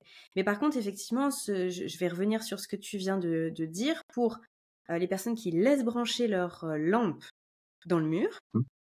Ben, il faut savoir dans quel sens on la branche, surtout quand il y a que les deux petits, je sais pas comment ça s'appelle. Comment ça De s'appelle? pique, Les 2 petits pics, tu appelles le- ça des pics aussi? Bon, bah, ça va. Les 2 petits pics là, on ne sait pas dans quel sens le mettre, donc peut-être mettre quand on a trouvé le sens et on va reparler des appareils de mesure, mettre peut-être une petite gommette au bas pour savoir, comment est-ce qu'il faut qu'on la branche parce que ça va pas être conducteur ou ça va être conducteur quand la lampe est coupée. En fait, attends, j'ai rien qui montre avec un petit. Hop! Attends. En fait, si tu veux, quand tu as la lampe et que tu as le bouton, entre la prise murale et le bouton, il se passera toujours quelque chose. OK? Mais entre le bouton et l'ampoule, en fonction du sens dans lequel tu branches ta lampe, eh bien, il se passera quelque chose ou non. Mmh. J'ai fait des vidéos qui le montrent. C'est très visuel parce que là, les testeurs en plus qu'on utilise, ils bipent. Tu vois, le crayon, il fait bip, bip, bip, bip, bip, et puis tu changes de sens, ça fait plus de bip. Et quand tu l'interverses, t'as un rebip.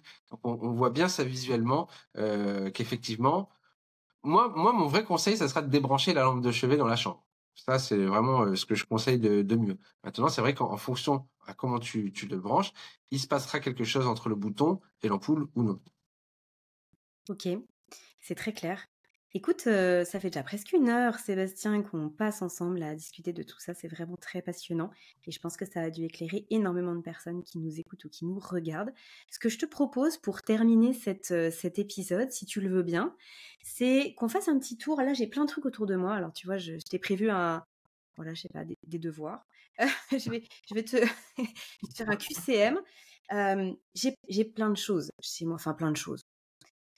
J'ai quelques éléments qui, en tout cas, m'ont permis de tester à chaque fois que j'ai déménagé, de faire les choses voilà, le mieux possible dans ce que je souhaitais. Et j'aimerais bien que tu puisses nous dire à chaque fois à quoi ça correspond et à quoi ça sert, enfin oui, à quoi ça sert et, et, et, et, et comment on s'en sert. Alors, pour les personnes qui nous écoutent sur le podcast, je vais décrire ce que je montre et puis sinon, bah, je vous invite à aller peut-être nous regarder sur YouTube pour voir ces différents appareils si vous êtes intéressés. Mais je pense que ça peut être très éclairant de voir concrètement finalement le petit équipement de base. J'ai envie de dire, tu me diras Mmh. après s'il me manque des choses. Euh, on va commencer peut-être par lui puisque là tu nous en parlais par rapport à la lampe. Donc ça c'est une sorte de stylo. Il y a 2 boutons, hein, c'est vraiment très simple. On allume et on voit si le courant passe. Est-ce que c'est ça? Alors, c'est un crayon d'électricien très basique, d'accord, qui permet de détecter un champ électrique à partir de 12 volts. Et donc, ce qui fait que ce crayon, dès qu'on va l'approcher d'une source électrique, il va se mettre à biper. Donc, concrètement, tous les câbles où on se dit, bah, il se passe rien, bah, là, il va se mettre à biper. Du coup, on va voir qu'il se passe quelque chose. À tous les endroits où il se passe quelque chose, il va réagir. Et donc, il pourra servir aussi à voir dans quel sens on branche sa lampe de chevet. Il va vraiment détecter le champ électrique. Et donc, c'est le premier petit appareil de détection qui nous sert à voir concrètement que quand on met son téléphone portable en charge, oui, il se passe quelque chose. Quand on a un ordinateur, une télé, une box internet ou n'importe quel appareil branché, il bip. Donc, on voit bien et que quand on débranche, bah, il bip plus. Donc, c'est vraiment pour voir. On est d'accord qu'on fait biper l'appareil, donc on s'approche de la lampe en elle-même. On met pas ça Oui. sur la prise. Partout le crayon, en fait, le crayon, lui, c'est un détecteur de champ. Donc partout où il va détecter un champ électromagnétique basse fréquence, un champ électrique, il va se mettre à réagir. Donc si tu le rapproches d'un endroit et que ça bip, c'est qu'il se passe quelque chose au niveau champ électrique. Et donc, Mmh. si à l'endroit où tu en es, si tu veux, il mesure jusqu'à 12 volts. Donc partout où il bip, ça veut dire que si tu es à cette distance, c'est 12 volts de tension induite que tu as dans le corps. Et plus tu t'en éloignes, moins tu en auras. Mais en tout cas, il détecte à partir de 12 volts, ce qui est quand même 12 fois la norme. Ouais. Ce que je voulais dire, c'était pour la lampe, là, par exemple, si on reprend l'exemple Oui. que tu nous citais, pour la prise, là, la lampe, si on veut voir si notre lampe, elle émet, on se met près de la lampe, Au niveau de on voit l'ampoule, si oui. au niveau de l'ampoule, on voit si ça bip à ce C'est ça. niveau-là. OK. C'est ça. Hem, ensuite, il y a cet appareil-là. Alors ça, c'est un petit boîtier qui se branche, là, du coup, on a bien les 2 petits pics avec le trou. C'est un Avec petit la terre. boîtier qui nous permet alors attends, est-ce qu'il y a marqué quelque chose dessus de particulier? Hem, c'est un testeur de fuite, de terre. Enfin, il y a marqué Earth Leakage Tester. Bon, je sais pas vraiment à quoi ça correspond. Non, Alors, dis-nous tout. en fait, ce genre de testeurs sont des testeurs de prise, d'accord? Les électriciens, quand ils posent une prise, ils veulent vérifier qu'elle fonctionne bien. Au niveau, voir si la terre est fonctionnelle, notamment pour voir si, quand tu crées une fuite de courant, le courant est amené à la terre, il va ramener jusqu'au transformateur de quartier, revenir jusqu'à ton coffret, et là, quand il passe et que au niveau du différentiel et qu'il voit une différence, il fait sauter les plombs. Donc, c'est pour voir si la terre fonctionne bien. Et donc, cet petit appareil sert à ça, et notamment quand on se connecte à la Terre, de pouvoir vérifier que la prise sur laquelle on va se connecter à la Terre est bien reliée à la Terre, ce qui n'aurait aucun effet si on veut dormir connecté à la Terre ou se connecter à la Terre quand on est au bureau. Mmh. Est-ce que ça peut même être contre-productif? Par exemple, si la prise qui est dans la chambre n'est pas connectée à la terre et qu'on met la natte de lit, qu'on la branche dessus, il se passe juste rien ou ça peut même être complètement enfin délétère? Alors, il se passera rien, tu seras pas connecté à la Terre, mais il y a un phénomène qui s'appelle tout matériel conducteur soumis à un champ électrique se met à rayonner. Donc, ce matériel conducteur, qui est le drap de mise à la terre ou la natte de lit, eh bien, si elle est soumise à un champ électrique, une lampe de chevet, les câbles dans les murs, les câbles qui passent, eh bien, ça peut être quelque chose qui va potentiellement faire augmenter la tension induite qui est déjà présente. Donc ça n'aurait aucun effet, de le faire. Environnement sain, ne pas avoir de champ électrique dans la chambre, c'est la première des choses à faire et ensuite se connecter à la terre. Si on n'a pas la terre dans la chambre, moi j'ai une maison qui a 50 ans, il n'y a pas la terre au niveau des prises à l'étage, donc je passe par la fenêtre avec un câble et hop, je me pique dans le jardin directement pour pouvoir, me relier à la terre. Si on était en appartement, on pourrait utiliser un câble ou une rallonge et venir se mettre sur, la terre, d'une prise qu'on a dans la salle de bain ou dans la cuisine, puisque ça, c'est des endroits où, la terre était déjà dans la législation, il y a 50 ans. Mmh. OK, très clair. J'ai ce petit appareil-là. Alors, ah non, attends, déjà, on va commencer par ça. Ça, Oui. petite pochette.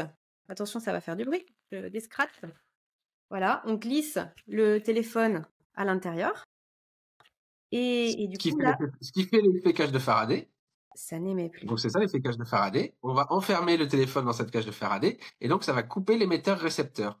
Et donc quand on le met dedans, eh bien l'émetteur-récepteur du téléphone, eh bien il sera complètement, bloqué par le tissu anti-ondes. Est-ce que le mode avion ne suffit pas? Est-ce qu'on est obligé d'avoir ça? Alors, moi, le mode avion, c'est quelque chose qui fonctionne. Mais on peut mesurer que même en mode avion, on peut mesurer certains pics. Donc, si on veut aller vraiment jusqu'au bout, on peut mettre en mode avion et sortir le téléphone de sa chambre. Mais si on veut l'utiliser comme radio réveil, on peut très bien le mettre dans un étui comme celui-là. Ça, c'est chacun qui voit comment il a envie d'agir, soit d'aller jusqu'au bout, soit d'utiliser le mode avion. Moi, je j'ai pas de préférence. J'utilise pas de pochette anti-ondes parce que elle rentre pas dans mes poches de pantalon.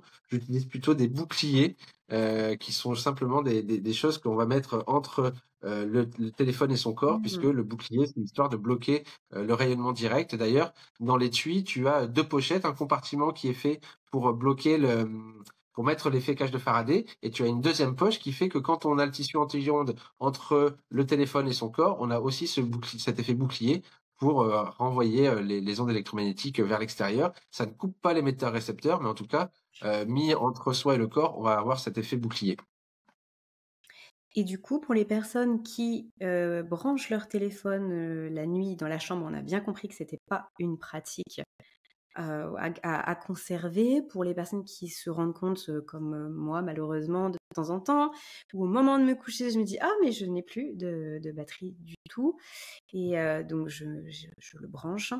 Alors souvent ce que je fais, c'est que je le branche pendant mon petit rituel du soir et puis j'arrive à monter jusqu'à 20 et ensuite je le débranche. Mais est-ce que si on branche notre téléphone et qu'on le met là-dedans, c'est OK? C'est pas OK? Non, parce que là, on va agir, on n'en a pas parlé, mais parce qu'on va agir sur les champs électromagnétiques haute fréquence, sur ce qui est à distance, sur l'émetteur-récepteur Pas sur à distance, l'électricité directe. Oui, pas OK. sur l'électrique. Alors, si, ça pourrait jouer sur l'électrique, mais comme je t'ai dit tout à l'heure, tout matériel conducteur soumis à un champ électrique se met à rayonner. Donc en fait, le tissu anti-ondes, lui, va se mettre à rayonner. Bref, ne pas utiliser son téléphone portable quand il est en charge. Cependant, en exclusivité mondiale, je dis bien mondiale, d'ici 3 semaines, un mois, vous verrez apparaître le chargeur connecté à la Terre qui permettra d'utiliser son portable quand il est en charge, de mettre à charger à côté de soi toute la nuit si on en a envie. Et ça arrive bientôt. Donc c'est un problème que j'ai réussi à résoudre. Jusque-là, on pouvait faire en sorte d'avoir un chargeur connecté à la Terre. Tu vois, on avait besoin de deux ports USB, d'avoir ce petit câble USB Terre et de recréer ce chargeur connecté à la Terre. D'accord? Le petite chose ennuyante, c'est que bah on se demandait toujours est-ce que j'ai bien fait, est-ce que ça marche. Mmh. Ici, il faut une multiprise et en plus de ça, on a la charge rapide qui est annulée par la mise à la terre. Et pourquoi donc ces appareils sont pas reliés à la terre? Parce que c'est des appareils de catégorie 2 qui ne nécessitent pas de mise à la terre parce qu'il y a une double isolation pour notre protection, mais ça génère un champ électrique. Mais j'ai travaillé avec Chrysalide Solutions. En tout cas, Chrysalide Solutions a beaucoup travaillé sur ce produit et l'a développé. Et donc, il sera en exclusivité sur mon site rapidement. Et ça va changer la vie de beaucoup de gens. Euh, J'en ai eu, moi, un échantillon et ma femme l'a tout de suite adopté. Donc, elle l'a réquisitionné. Comme ça, elle peut utiliser, elle peut mettre en charge dessus donc une tablette, un iPad, qui est Mmh. quand même une grosse charge, un téléphone qui lui aussi demande beaucoup de puissance, et puis une petite lampe, tu sais, des petites lampes USB. Et tout ça, c'est connecté à la Terre sur une seule et même prise. Donc, c'est un objet révolutionnaire que je pense tous ceux qui voudront prendre soin d'eux, voudront un chargeur comme celui-là. Génial, c'est très clair. Et on est ravis de le savoir dès maintenant, le plus tôt possible, bah, enfin, dans le sens où si c'était quelque chose qu'on recherchait, eh bien au moins on sait que ça existe et qu'on pourra très prochainement le trouver sur ton site, C'est Sébastien. Bah, ça. c'est génial. Bon, je vais continuer avec une ou deux. Je regarde hein, pour pas trop dépasser sur l'horaire et manger tout ton temps d'après-midi, Sébastien. Non. Je vais faire vite. Écoute, je le sors pas parce que je le sors pas du boîtier Oui. dans le sens où on le voit. Donc là, pour les personnes qui nous écoutent, c'est un petit boîtier avec trois lignes qui vont s'éclairer ou pas en fonction des appareils vers lesquels on l'approche. Donc là, on est à la fois pour l'électricité, mais on est aussi pour les ondes, haute fréquence, si j'ai suivi, c'est-à-dire le Wi-Fi notamment, pour voir jusqu'où le Wi-Fi va rayonner le plus, notamment dans les chambres ou à l'étage. Est-ce que vraiment on est concerné? Et donc ça, moi, je m'en suis beaucoup servi pour orienter les lits chez moi, que ce soit Mhm. dans ma précédente maison ou dans ma maison actuelle, pour savoir comment on oriente les lits et ça faisait une vraie différence selon, là où on était, au niveau du mur. Surtout que dans mon précédent logement et ça c'est quelque chose que j'aime beaucoup à dire parce que, bah, pour le sommeil, ça a fait une énorme différence. On était 2 maisons mitoyennes et je pense que là où j'avais mis notre tête de lit, quand on avait installé le lit qu'on avait emménagé, ça devait être la salle de la voisine et je pense que sa bande Wi-Fi devait être juste derrière notre tête. Et donc, je dormais mal, dans le sens où je me réveillais tout le temps fatiguée. Donc, je sentais que mon sommeil n'était pas récupérateur. Et j'entendais comme un bourdonnement la nuit, tout le temps. Si je me réveillais la nuit pour voilà, que les enfants et tout ça, quand je me recouchais, j'entendais ce bourdonnement tout le temps dans ma tête. Je me disais, c'était fou ça. Et grâce à cet appareil-là, que j'ai acquis justement à ce moment-là, eh bien, j'ai vu que c'était pas le bon endroit. Et donc, j'ai eu la possibilité, je sais que tout le monde ne l'a pas, de changer le lit de place. Et alors là, ça a complètement, donc le bruit a complètement disparu et j'étais à un endroit beaucoup plus safe finalement pour la qualité de mon sommeil. Donc je pense que ça peut être super intéressant. Ça, c'est le type dont ce sont des testeurs de champ. De champ, je parle d'environnement, d'accord? Ils vont mesurer ce qui se passe au niveau de l'environnement.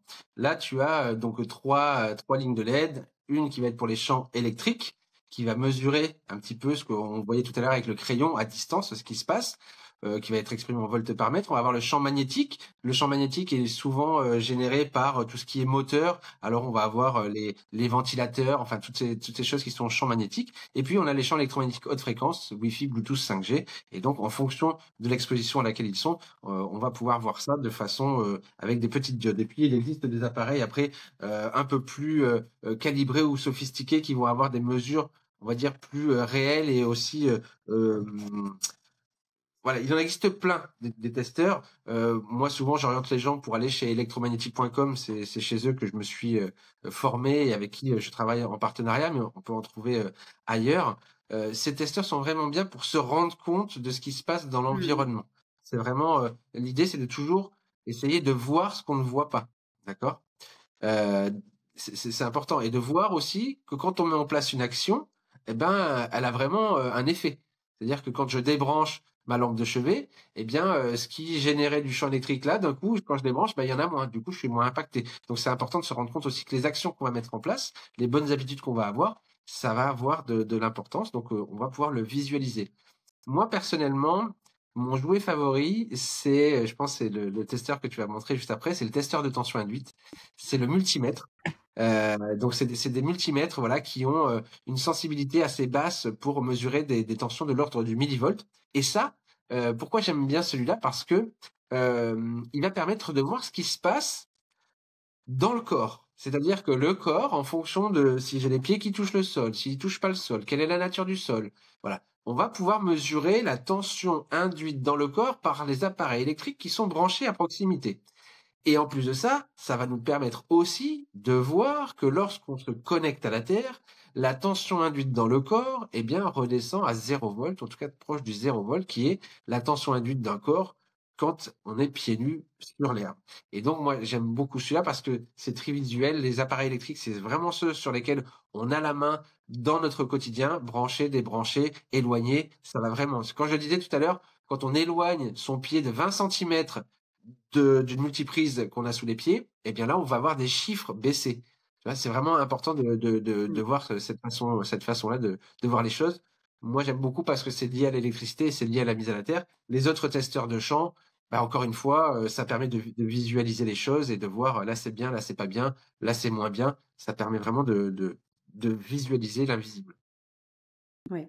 Je me souviens, tu m'avais fait le test, du coup en présentiel quand on s'était croisés. C'était dans le Jura, un événement, Congrès de hem l'informatique. oui, c'est ça, exactement. Il y a peut-être quoi, 2 ans en arrière, quelque chose comme ça Oui. et du coup, j'avais été impressionnée. C'était, vraiment avec le téléphone dans la main ou sans téléphone et ouais, ça grimpait, c'était fou, c'était fou. Bon écoute, il y en aurait d'autres, hein. J'ai pas d'effet manette de lit, que qu'on a sur notre lit, pour la montrer ici, elle ne tiendrait pas dans l'écran. J'ai aussi là, en dessous de mon ordinateur, j'ai le tapis, de voilà, le tapis, pour, me connecter, moi, à la Terre. Il existe un grand nombre de produits sur mon site parce que je suis quelqu'un de passionné et je sais que c'est pas bien, tout le monde m'en veut et jamais je sais pas quoi choisir, je sais pas quoi choisir.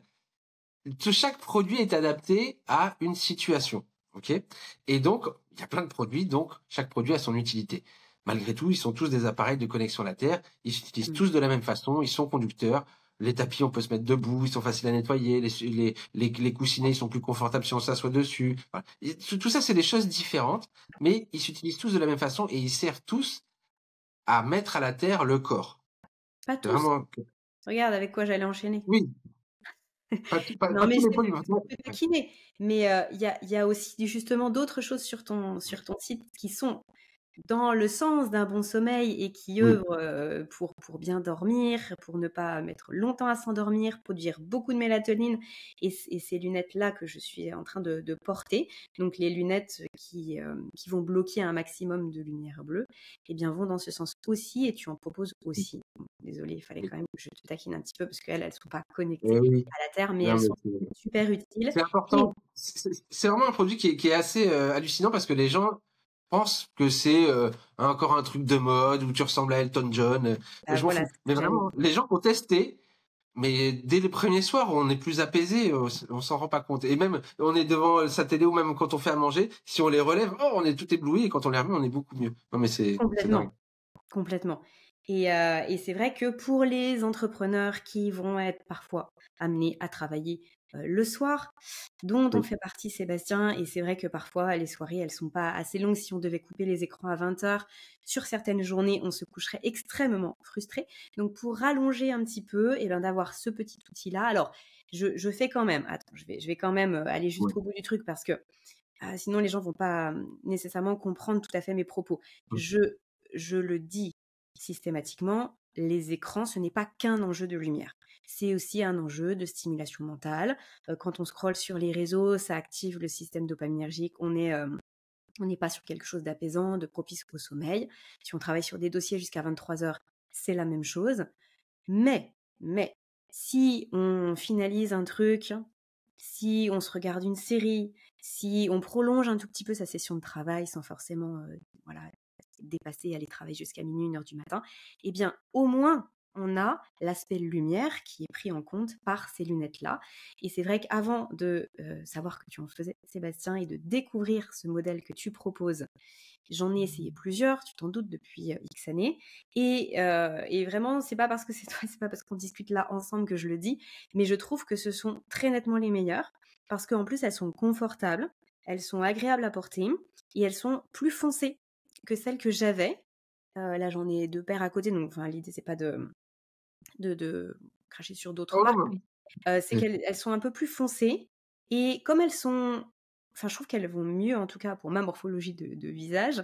Elles sont rondes, elles prennent bien toute la partie de l'œil et donc elles protègent plus. Et alors ce que tu dis, c'est tout à fait vrai, c'est-à-dire que quand je les enlève le soir, si j'ai pas encore tout coupé, tout éteint, que je les enlève un peu plus ouah, ouah, ouah, ouah, tout de suite, j'ai l'impression de me sentir agressée et c'est ça aussi qui est intéressant, c'est que quand on ne les a pas, on a les mêmes agressions sauf qu'on ne s'en rend pas compte. Donc c'est aussi intéressant de tester et c'est vrai que là, je la recommande systématiquement pour les personnes qui sont amenées à être devant les écrans le soir, même si c'est occasionnel, c'est quelque chose bah, voilà, qu'on garde tout le temps. Donc, c'est un investissement, je pense, très intéressant. Moi, personnellement, je recommande de les porter à partir du moment où le soleil a passé la ligne d'horizon. Tu mets tes lunettes jusqu'à ce que tu ailles dormir. Moi, je porte ces lunettes-là en permanence dès que le soleil a passé parce qu'on va avoir la lumière des LED de la maison, que ce soit la télé, que ce soit dans la salle de bain. Partout où on a de la lumière qui n'est pas naturelle, eh bien, le spectre de lumière bleue est présent. Et donc, moi, je porte des lunettes comme ça dès que, donc en hiver, c'est à partir de 18h30. En ce moment, c'est plutôt à partir de 21h45. Mais, voilà. Mmh. Et Donc, c'est important. justement, je pensais à, j'ai cet exemple-là qui me vient en tête.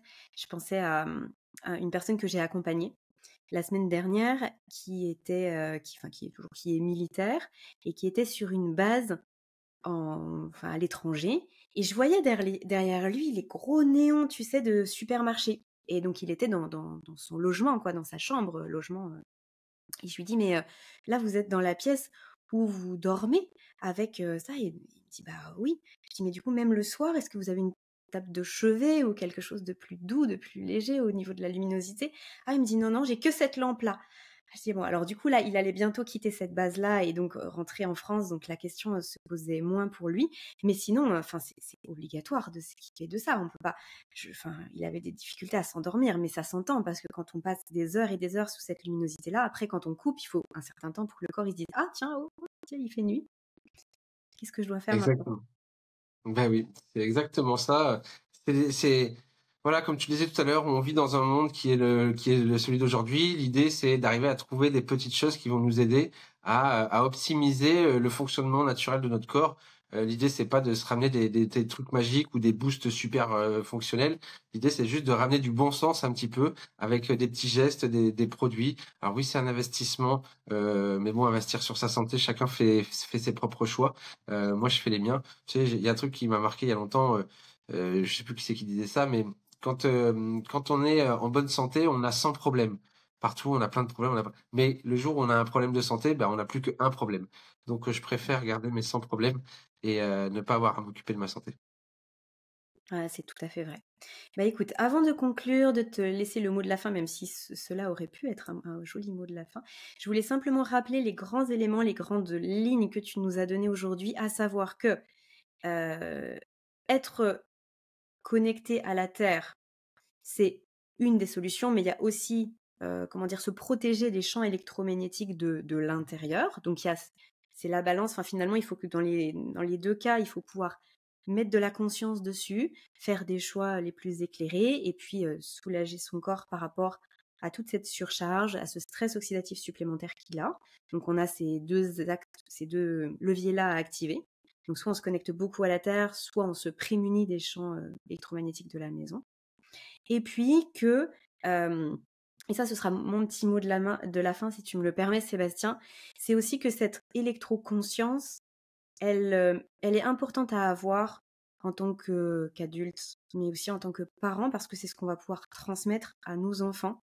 Et c'est vrai que moi, mes enfants sont encore petits, donc pour l'un d'entre eux, c'est encore très abstrait tout ça, mais pour le plus grand qui commence justement à prendre le téléphone de papa-maman pour regarder quelque chose, qui commence à, tiens, l'ordinateur, machin et tout, qui commence à s'intéresser, c'est normal, ça fait partie de son quotidien, eh bien je trouve que c'est important qu'on puisse aussi avoir les mots et qu'on puisse protéger nos enfants de cette utilisation-là qu'ils vont avoir beaucoup plus tôt que ce que nous. Enfin, moi, je suis de 87, je suis pas non plus vieille. Mais malgré tout, c'est arrivé, j'étais déjà adolescente quand les premiers ordinateurs sont arrivés, c'était à l'école, j'avais pas de téléphone, enfin voilà. On a été prémunis pendant notre enfance et notre adolescence, ce qui n'est pas le cas aujourd'hui. Et je pense que c'est très important de savoir que ça existe, de savoir comment ça fonctionne, comment on peut s'en prémunir et comment on va utiliser ces outils-là dans le quotidien, on les utilise pour le travail, nos enfants vont les utiliser, mais comment on peut les utiliser au mieux pour que ça nous affecte le moins possible. Et je te laisse le mot de la fin. C'est exactement ça. Moi, j'ai un fils de 14 ans, ma fille de 9 ans. Je t'ai dit tout à l'heure, c'est moi le psychorigide de la maison. Dès que je rentre dans une pièce, ils sont capables de débrancher le truc parce qu'ils me voient y arriver. Et pourtant, non mais voilà, je suis vraiment derrière eux. C'est Les le adolescents gardien. sont pénibles, ils veulent rien entendre, ils sont invincibles, ils risquent rien, ça se voit pas, voilà. Donc ce que je peux voir aussi, c'est que je me revois moi aussi adolescent où ce que me disaient mes parents, j'en avais rien à faire, j'étais le roi du monde, et ça. Mais le fait d'insister quotidiennement, ça permet de laisser une trace pour plus tard. C'est parce que c'est pas Mais parce oui, qu'aujourd'hui ils le font ouais. pas Mmh. Voilà, moi tout ce que je dis, enfin, on répète tous, c'est pas Versailles parce qu'on l'a entendu et pourtant c'est censé parce que voilà, il n'a pas laissé la lumière éclairée et donc c'est des choses qui vont leur rester. Donc même s'ils le font pas, moi je les gronde pas, je leur explique en permanence, enfin je les gronde pas, si je râle, mais je veux dire, je sais que le message, il s'imprime lentement, voilà, c'est plutôt ça. Faut pas se culpabiliser, faut pas les culpabiliser. Ils font aussi, je pense que voilà, ils font ce qu'ils peuvent, ils font de leur mieux avec qui ils sont et comment ils le ressentent. Ils ont d'autres soucis que leur santé à cet âge-là. Ils découvrent la vie, le corps est plein de vie, donc mais il faut en tout cas les aider ou en tout cas mettre le cadre qu'il faut pour ça. Donc parents, ne lâchez rien. Euh, voilà. Courage. Merci Sébastien, merci beaucoup Merci Aurélie. pour ton temps déjà sur cet épisode. Merci pour tes explications, pour ta pédagogie et puis pour tout ce que tu partages et ce que tu transmets. Alors, je rappelle, mais bien sûr, je le remettrai en description de l'épisode et du podcast. Tu transmets du contenu sur Instagram. On peut te retrouver aussi sur YouTube et puis tu as ton site donc Inaltera que j'indiquerai, où on peut retrouver à la fois certains des éléments là, dont on a parlé, des articles qu'on a évoqués aujourd'hui. On va retrouver plein d'autres choses qu'on n'a pas pu évoquer. Et donc, que ce soit pour votre sommeil, que ce soit pour votre santé, mais que ce soit aussi peut-être pour vos proches qui peuvent en avoir besoin, je vous invite à aller visiter tout ça et à aller explorer et à aller tester.